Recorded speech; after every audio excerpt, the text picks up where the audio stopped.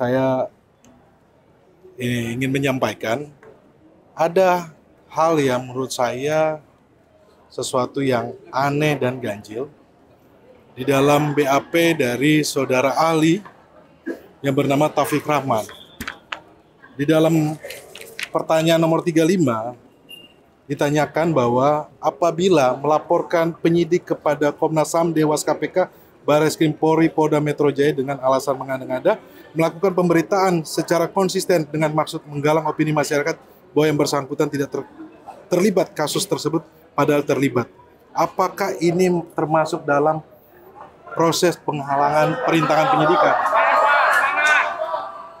Nah, saya pikir bahwa kalau kita dalam hal ini menggunakan hak hukum kita untuk melaporkan penyidik yang menurut kami bekerja tidak profesional kepada Dewas KPK, kepada Barreskrim, dan melakukan upaya hukum, kemudian melakukan konferensi pers, dianggap ini merintangi penyidikan, menurut saya ini sudah keterlaluan. Dan sekali lagi, ini menunjukkan ketidakprofesionalan dari penyidik maupun ahli yang dihadirkan. Masa kita konferensi pers, kita menyampaikan hak jawab kita, kemudian kita melaporkan penyidik yang melakukan penyitaan tidak sesuai dengan hukum kepada Dewas KPK, kita kemudian melaporkan kepada Barreskrim Polri, dan laporan kami itu diterima loh. Sampai saat ini Dewas KPK masih memeriksa dugaan pelanggaran etik yang dilakukan oleh penyidik bernama Rosa. Artinya apa, teman-teman?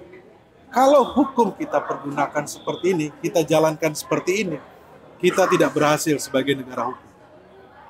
Apabila kita menggunakan hak hukum kita kemudian dianggap sebagai perintangan penyidikan, wah, berbahaya. Apalagi kawan-kawan media ketika melakukan peliputan, memberitakan pemberitaan kemudian dianggap perintangan penyidikan.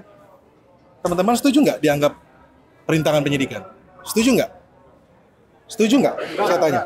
Tidak kan? Ini akan merugikan kita semuanya. Dan saya melihat bahwa ahli yang dihadirkan ini CV-nya dia sebelumnya merupakan salah satu pansel dari calon komisioner KPK.